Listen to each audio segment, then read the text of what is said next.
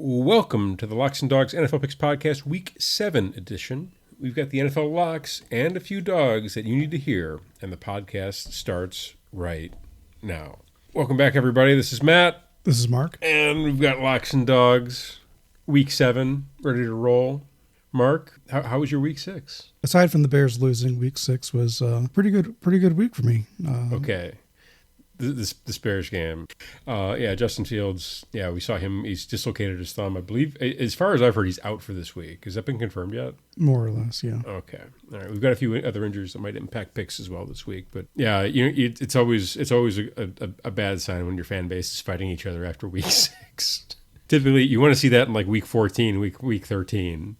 But now that it's Week 6 and we got Bears fans punching each other on video already. Other than that, as far as the week goes, we were both on the Chiefs for Thursday Night Football. We bang on with the analysis there. For the London game, I was in the Ravens. You were in the Titans. I got that one. We both hit on the Dolphins. We both hit on the Raiders. One of the most luckiest covers I've ever seen. Again, I'm not saying Mac Jones is fixing games at this point, but if a quarterback was fixing games, I do feel that's what it would look like. Oh yeah, safety. Sorry. Oh what? Oh, we didn't cover. Oops. Whatever do you mean? We both missed on the Bears, Eagles, and Bills last week. You were on fire. I'm seeing 9 wins. Yeah. Out of, is it 9 out of 12 against this ATS last week? Is that right, Brett? It's nice. It's solid. Yeah, nice week by you. My dog cashed the Texans. My lock did not. I had the Eagles and the Chiefs, either or. I think I did something similar, if I remember correctly. I know I was on the Eagles big time. And I see you gave me credit for the Browns in the sheet. I appreciate you for doing that. Your Browns came through. It's amazing how P.J. Walker is the same amount of wins that Justin Fields has so far this season. Despite P.J. Walker being cut by the Bears. And now we might get the Tyson Badgett experience this Sunday. Can't wait. Yeah. Okay. All right. That being said, anything else you want to cover from the week that was Week 6? The only thing to mention is I would mention the Bills. I think we have to look at possibly fading them in primetime going forward. It seems like, in the Monday night game, the Sunday night game, and then in the London game, it seems like they're kind of not performing as well on these primetime games. They've had a real hard time covering, against ATS and straight up this year has not been pretty for them. And if I'm honest, I look up and down that roster and it just seems like it's the same guys that were awesome at this time last year, and I don't understand why. I guess it seems like that team has gotten old quick. Is the point I'm trying to say? Like they don't seem quite as quick. They don't seem to be quite as dialed in. And it's also it's obvious that Josh Allen is terrified of Stephon Diggs. I don't know what Stephon Diggs has said to him behind closed doors, but Josh Allen is clearly afraid not to throw it his way. Yeah, I think there's a bit of force feeding of Stephon Diggs, and I think that might be hurting them a little bit. Maybe that's it. Yeah, because they got the receivers, got the tight ends. They always seem to find a stable running backs that's competent, but that team has been a bit of a mess this year. And it's a bit odd to see. You want to dive into week 7? Yeah.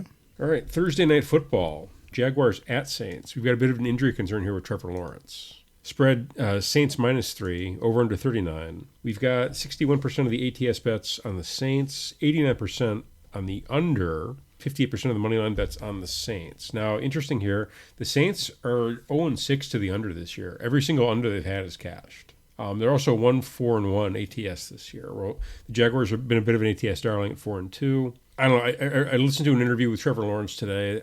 It sounds to me like he's going to try to start. If not, it's CJ Beathard. You're going to take a wait and see on this one, or are you going to jump in early? Yeah, I would wait to see whether or not Trevor Lawrence is starting or not. Trevor Lawrence or no Trevor Lawrence, I kind of like the Saints in this spot. For me, it's always the home team on Thursday nights. It's fair. All right. First off, I think Trevor Lawrence not starting is baked into this line already. I think that if Vegas thought that he was better than 50-50 to start, this would be a lot closer to a pick'em or a +1. I think at this point, I think if he's fully healthy, I think the Jaguars should be the team. It should be Jaguars -3 as opposed to Jaguars +3. That being said, I think he plays, and honestly, I don't really think it matters. The Jags can do enough on defense, and they can do enough with the running game that I don't really think I care that it could be CJ Beathard starting.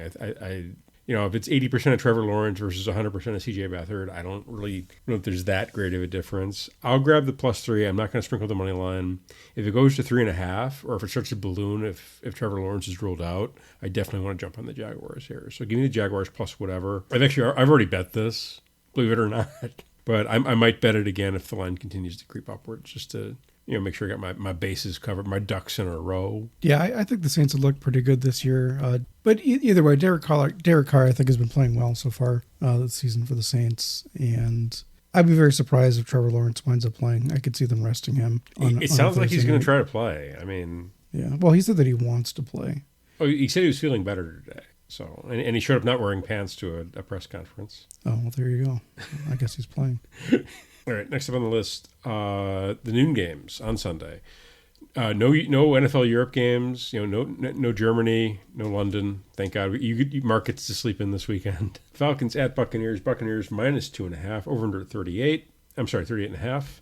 So far, 74% of the bets ATS have come in on the Buccaneers, 85% of the bets coming in on the under, and 58% of the bets on the money line coming in on the Buccaneers. What are you thinking here? This one's really a toss-up for me. Yes, it's a real 50-50. It's probably the most difficult one of the week so far, I think. Neither of these teams I don't think are very good. It's a division matchup.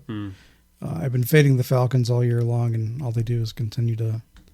They're 1-5 ATS. Right, yeah. So yeah. That being said, I'm going with the Buccaneers. It's a home game.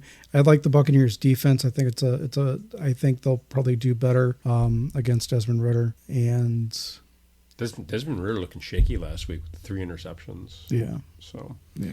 And it's an in-conference road spot. So they say if it's 3 points, you take the points. If it's -2, if it's 2.5, you lay the points. I'm laying the points just for the old gambling fallacy. Again, Buccaneers have been a bit stronger ATS this year, 3-2. Also, I kind of like them at home a bit better. I think we've seen them play well at home. So I do think this is a 1-score game. If gun to my head, I'd probably say Buccaneers by a field goal, and that's about what the line is. So guess what? That's where I want to be. So yeah, give me the Buccaneers -2.5. Don't love it. We'll bet it. Yeah. Don't love it. All right, next up, Lions at Ravens. Ravens -3, over under 42. Let's take a look at the numbers real quick here. So far, 52% of the bets ATS coming in the Ravens, 85% of the bets coming in the under, and 78% of the money line bets coming in the Lions. I think this is a case of wrong team favored. Yeah, you can make that. You can make that case. The Lions looked great last week against the Buccaneers. Really. The Ravens have looked really shaky. Yeah. This whole season they've looked really shaky. They're also they spent the week in London. Now they're coming back to Baltimore. I think the Lions are a lot more complete than I think most folks were giving them credit for earlier in the season. The defense has made a leap. Bit concerned about David Montgomery. He's probably out. Yeah. I guess that means we might see some Jahmyr Gibbs. Who knows? Yeah. I can say from a draft perspective, that's one of the weird, they were so excited to make that draft pick, and now, you couldn't find, Jahmyr Gibbs should be on a milk carton. That's how invisible he's been. So, yeah, they're going to use him in ways that teams had never seen before, and yeah, inactive. That's how they're using him. I'm on the Lions. I think, +3, sprinkle the money line, love it. As far as the over-under, it opened at 45. I think that's a bit beefy, and it's kind of settled at 42. I kind of like the over here. I think it's an obvious over. I think the Lions can score against just about anybody. Maybe the Browns might give them a bit of difficulty, maybe the 49ers, but I think they can score on the Ravens. Yeah, and part of the reason that the Lions have looked so good is Jared Goff has actually looked, halfway decent so far this year. He's 5th overall in passing yards, ahead of Patrick Mahomes. Well, Mahomes has no receivers. I mean, he's got Travis Kelce and the bum parade right behind him. So yeah, so I'm on the Lions. What's your pick for that one? Lions +3. Lions +3. Okay, yeah. All right. Yeah, we're in lockstep on that one, I think. Commanders at Giants. Commanders -2. Over under 39.5. So far, the percentages: 54% of the ATS bets coming in the Giants, 95% of the bets coming in the under, and 70% of the money line bets coming in the Commanders. Commanders on the road, Giants at home. First up, do we think we're going to see a Daniel Jones come back from his debilitating neck injury? I don't know. Would it matter if he did? It would, because I think Tyrod actually looked better against the Bills than. Oh no. Well, the headline I'm seeing, Daniel Jones injury update doesn't sound great for Giants. I have a better headline. You ready for this? Yes. Giants workout quarterbacks Matt Barkley and Ian Book. It's not looking good. Daniel Jones shares concerning update on neck injury. Are they? Is this like the same script from like 2 years ago when he had a neck injury for like 8 weeks? I don't know, but it's not looking good for No, Danny it does Dimes. not. I mean, if you're working out, If you're working out Matt Barkley. yeah, Andy and Book. But yeah, no, I thought I've said it all year long that I think Tyrod Taylor was not he was a starter in this league at one point in time, and I think he took the Bills to the playoffs before I think you're right. Josh Allen showed up. Overall, I think he's more of a playmaker than Danny Dimes. Whoa! I don't, More of a playmaker. I think Yes. he's a better quarterback. I think Dan Jones is a bit better. He's a bit better athlete, a bit more dynamic. I don't agree with that. You at know, all. all right, what are you doing here? What do you do with this Commanders -2? I am going with the Commanders -2 just because the Giants look so bad. They just seem checked out. Like they don't. They can't block anybody. Yeah, I don't know where it is this year. I feel like that this line is, it's Giants +2 at home. I feel like that's Vegas daring you to take the Giants. I feel at this point, if you'd asked me who has the more talented roster, like preseason, I would have said Giants. If you ask me now, I've got to say Commanders. Yeah. It's because the Giants, I believe that they played last week's game without a player listed as an offensive tackle on their roster. Now, they might get some guys back this week. Who knows? I feel, first off, the center of that line we've talked about, I think it's one of the worst, guard center combinations in the league. They can't block anybody up the middle, and the offensive tackles are banged up. When they're healthy, Andrew Thomas, legitimate tackle. I think that line is really banged up. Their defense, stood up a little bit against the Bills. They could probably stand up again against the Commanders. I don't see why not. But give me the Commanders. Don't love it. Might not even bet it. This is the weird game of the week for me. Yeah, I don't feel good about this one either. It's again the two mediocre team matchups are always the more difficult ones to predict. Okay. All right. Next up on our list, we have Bills at Patriots. Bills -9, over under 41.5. The numbers on this one so far: 58% of the ATS bets coming in on the Bills, 81% of the bets coming into the under. Both of these teams have played to the under so far this year, and I think that's probably a solid bet. As long as it's over 40, I'm okay with going under. On the money line, 97% of the bets coming in on the Bills. Is there any case you could make for the Pats in this? You really can't. I think I said at the beginning of the year that Bill Belichick's on the hot seat. I think it's even hotter now. Yeah. We talked earlier about the Bills not performing too well in these primetime games. It's a noon game, so I'm going with the Bills -9. The only thing that gives me pause is that it's in Foxborough. Yeah, but they've already lost in Foxborough. They have. I mean, true. To be fair, yeah. I don't see the Patriots being able to score against. I mean, even a slightly banged up Bills defense. I don't think they're going to be able to move the ball very well against. The Pats can do enough to limit the damage, but I don't think they're going to. They'll be able to cover the 9. I mean, it's worth noting they have said this week that apparently Mac Jones is still the starter this week. They're not going to Malik Cunningham. Watch, he just shows up and just balls out. He's just like juking guys all over the field. Slinging bombs, finding his big tall tight ends to hit. He just freaking goes nuts. Yeah, no, I'm with you. I'll lay the 9. I'm not. If it goes higher, stay away. Don't even bother. Next up, Raiders at Bears. Raiders -3, over under 37.5. Early action on this one. 81% of the bets ATS on the Raiders. 82% of the bets in the under. This opened at 45.5. It's gone down to 37.5. It tells me Vegas figured out that Justin Fields probably isn't starting. Moneyline bets, 69% of the bets coming in on the Raiders. So Bears +3 for you, right? So officially, I'm going with the Raiders. Whoa. What does this officially mean? Unofficially, there could be a scenario where Tyson Bagent, with a full week of practice, comes in and obliterates the Brian Hoyer Raiders. Is Jimmy Garoppolo starting? I don't know if we've gotten an official word on that yet. Let's take a look. Let me see what the headlines on Jimmy G are. He went to the hospital with a back injury. Oh, God. Josh McDaniels says Raiders dodged a big bullet. Jimmy Garoppolo leaves Allegiant Stadium in an ambulance per report. Yes. Status unclear. Concerns of an internal issue. There's still more to uncover regarding the injury. The prognosis is a lot better than it otherwise might have been. What did they think he had? Like a lacerated kidney or something? I mean, yeah, maybe. I don't know. That's the only thing I could think of. Is that? But it is conceivable that Tyson Bagent, with a full week of practice, No, it isn't. Comes in and destroys the Raiders and breathes new life into the Bears franchise. Who will be coaching Tyson Bagent? Matt Eberflus. And Luke Getsy, the rest of the Bears coaching staff. Okay. Yes. That tells you that it doesn't matter who. With a full week of practice, he could screen pass his way to victory against the Raiders. They ran 3 straight screen passes on Sunday. That was a drive that they put together. 3 straight screen passes. I think even we were calling it on the couch. I can only imagine what the Vikings defense thought. Did they just throw another screen pass? Okay, I just think the Raiders are just a better team. Even if it's Brian Hoyer, I think they have a better team. Better coaching, at least, maybe. I feel like this is the time when the Bears are so devoid of hope that that's when they manage to get a win. I'm not betting on it for this week. Give me the Raiders minus the 3. All right, next up, Browns at Colts. Line that I've got here is Browns minus 2, over under 39. So far, the action on this one, 82% of the ATS bets coming on the Browns, 99% of the bets coming in the under, and 51% of the bets on the money line coming in the Colts. And it should be noted that I think Anthony Richardson he sounds like he's going to be done for the year. He's going to do the surgery on the AC joint and just call it a season. That's probably best.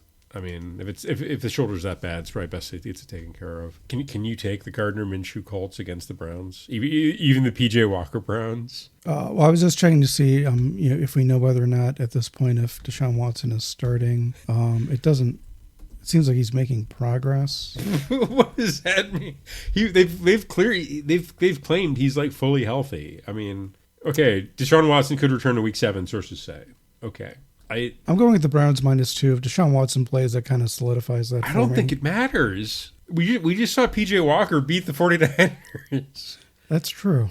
So I'm betting on this Browns defense being able to beat the Colts. If anything, I think the Browns defense might be able to outscore the Colts this weekend. Yeah. I mean, last week, Last week, Gardner Minshew did come back down to earth and returned. Yeah, the revenge storyline just sadly wasn't there for us. Yeah, I was crushed. Yeah, he did. Start playing like Gardner Minshew again. Yeah, he did. But yeah, the Browns defense is great. I feel a bit better with Deshaun Watson, but either way, I don't think it matters at all. Yeah, I'm taking the Browns. That they might be my lock, just because I just think that defense is just so good. It doesn't really matter who they play, or as long as they can score a couple points on offense, I think it'll be fine. So, okay, all right, that does it for the early slate. Small slate this week. Bunch of teams on bye weeks this week. So it's tiny early slate. It takes us to the late afternoon. First one on my list: Cardinals at Seahawks. Seahawks minus 8, over under 44.5. The early action on this one, so far, 62% of the bets coming in on the Seahawks, 83% of the bets in the under, and 96% of the money line bets on the Seahawks. What are you thinking for this one? I'm going with the Seahawks minus 8. Wow. The Seahawks at home. The Cardinals, again, they kind of fell back to earth last week. It's worth mentioning that if that number creeps up anymore, that is a bit cause for concern. Okay. I agree. I think it's too high already, and I'm taking the Cardinals plus the 8. Mm-hmm. We've kind of seen this. I think the Seahawks do win outright, but I think it's a 1-score game. I think this is going to be a lot closer than you think it's going to be. Only area of concern is the Seahawks running game against that Cardinals defensive line. The Cardinals might have the worst defensive line in the league, but the Seahawks team just tends to shoot itself in the foot repeatedly. Either they give up a big play on defense, or there's a big Geno turnover. They get stopped in the red zone. They had multiple chances to win that game against the Bengals, and the Bengals would not, let them take advantage. I don't think the Cardinals are good enough to do that to them, but I do think they're good enough to cover the 8. So that's where I'm at. I feel good about it. I've already bet this. All right, next up on the list, Steelers at Rams. Rams minus 3, over under 43. The spread bet's 50-50, almost exact split. 67% of the bets coming in the over, and 72% of the bets on the money line coming in the Rams. I'm on the Rams for this one. I don't really see it. I think the Rams can do enough on defense to stop a really mediocre Pittsburgh offense, and I think they can score enough points to cover the 3. I don't. As far as the point total goes, both of these teams have played to the under so far this year. Steelers 1-4 to the under. Rams 2-4 to the under. I think it's a close game. It probably is a one-score game. But I think the Rams do cover the 3. The 3-3 Rams, pick up their 4th win, while the Steelers fall to 500 at 3-3. Yeah, I like the Rams -3 also. Yeah, the Steelers have not looked good on offense. I mean, the only thing I can see here is if their defense balls out and winds up taking over the game like they did against the Ravens. But considering it's a road game, East Coast to West Coast non-conference road game. Yeah. I like the Rams -3. Speaking of non-conference road games, Packers at Broncos. Packers -1, over under 44.5. Okay, what are you doing here? Broncos country. Let's ride. This is you're getting too cute with this. This is your too cute bet of the week. What's the case for taking the Broncos? 5-1 ATS. Okay. Packers 3-2 ATS. Yeah. Jordan Love hasn't looked great so far this year. I dare to say that Russell Wilson has looked better than Jordan Love. What? So far this year. The team hasn't played well. I disagree with that statement. I think if you told me I had one game to win, teams were even, and I could pick Jordan Love or Russell Wilson, like modern day Jordan Love or Russell, I've got to take Jordan Love. I'm going with the Broncos +1. I'm laying the 1. Give me the Packers. I think it's the right team favored, but I don't understand this line. I feel like this is Vegas daring you to bet the Packers, and I accept the dare. The Broncos defense is not. I mean, they gave up 70. They gave 30 points to the Bears offense. That was weeks ago. And I'm pretty sure that the Packers offense is better than the Bears offense. That's not saying much, though. You're right, it isn't. But even still, I can't bet on a defense that gave up 70 points in a game. That's not a professional football team. I don't care what anybody says. Next on the list, Chargers at Chiefs. Chiefs -5.5, over under at 49. So big time bounce back spot for the Chargers after they lost to the Cowboys, right? I mean, it depends. If the Chargers super fan travels, then we might have something going. Is she dating Travis Kelce? No. Or is she dating Justin Herbert? Yeah. I'm going with the Chiefs -5.5. I bet you she shows up. If she's in the sidelines, or if she's in the skybox this week, you know there's a conspiracy. It's a paid fan. Yeah. If she starts traveling with the team, like if that becomes a thing, like okay, you get the Chicago Bears guy who wears like the Bears like thing on his head, if he and the bear arms. If he starts showing up, he's being paid. Yeah. I think she's not quite that level yet, but she's heading there. Yeah. Okay. So what's your thought for this one? I'm doing Chiefs -5.5. Yeah, the Chargers on offense have not looked good so far this year. Their defense has performed probably better than expected in some spots. But the Chiefs, I think at home are just a force to be reckoned with. Agree. I'd probably lock this one up. Okay. Honestly, early action so far, 75% of the bets ATS are coming into the Chargers. 77% of the bets in the money line coming in the Chiefs, 68% coming into the under. We've actually seen the under the point total move. Opened at 51, now 48.5. Spread also moved, opened at Chiefs -6, now 5.5. I just think the Chargers are going to charge her. Like they find ways to lose games. I think from just betting this from like a coach versus coach standpoint. Give me Andy Reid over Brandon Staley all day. I think he outcoaches him. I just don't see the Chargers being able to really do anything in this spot. Like we've seen this script again and again where they come into these games with these high powered offenses, they end up getting outshot, and they at the end they shoot themselves in the foot. I do think this is probably a touchdown game, maybe a little bit more, but either way I think the Chiefs cover the number pretty easily. There might be an opportunity for the back door to be open at the end of this one with the 5.5. I think the Chiefs are good enough that they'll be able to salt it away and get the cover for us. Chiefs 4-2 ATS this year, Chargers 2-3. So there's that to consider also. Either way, I'm on the Chiefs. I think this is lock-worthy also. Okay, next up, Dolphins at Eagles. Eagles -2, over under 52 points. This is a heck of a Sunday night football game. I mean, I want to see. I think you've got a lot of interest. You get the Dolphins who appeared unstoppable, and you got the Eagles who were looking to bounce back after a disastrous loss to the Jets, the Zach Wilson Jets, managing to it wasn't Zach Wilson doing a whole lot against the Eagles. It was more, I think, the Jets defense standing up. Yeah, that Jets defense stands up in some of those big games. I mean, we saw it against the Bills. We saw it again against the Eagles. That was wild. So, numbers on this one. So far, 51% of the bets ATS coming in on the Dolphins. This line has actually shrunk. Opened at Philly -2.5, now down to Philly -2. 85% of the bets coming into the under. Again, this one also shrank. Opened at 53.5, now at 51.5. And the money line, 64% of the bets coming in on the Dolphins. We've got a non-conference road spot for the Dolphins here, so that gets my antenna up. We've seen the Dolphins be good on Sunday nights before. They beat the Pats early in the season on Sunday night. What are you thinking here? I like the Dolphins +2. Really? The Dolphins, I mean, they just seem to be able to score it well. Okay. They have too many weapons. The number one play that the Eagles have is, the QB sneak. And with the worst nickname in the history of nicknames. It's a nickname so bad I'm not going to repeat it. Yeah. So far, we've seen the Dolphins put up 36 points against the Chargers, 24 points on Sunday night against the Pats, 70 against the Broncos, held to 20 against the Bills, pay the Bills, 31 against the Giants, and 42 against the Panthers. Those massive point totals, what do they all have in common? Trash defenses. I mean, even the Pats held them to 24, and their defense is probably about middle of the road. I think the Eagles actually have one of the better defenses in the league. I like them to stand up a little bit. I think if they can keep the Dolphins under 30, they'll be able to win this game. And the line movement tells me that the Sharps are thinking that this is going to go under the number. If it's going under the number, I think I like that better for the Eagles than I do for the Dolphins. I think if it's a Dolphins win, I think you're looking to bang the over because that means they put up 35 points. The Eagles are going to at least put up at least 20, so that means it should be a safe cover to the over. I don't know, but the early action we've seen has been coming on the under, so that kind of tells me that kind of should be on the Eagles side is where I think we want to be in this case.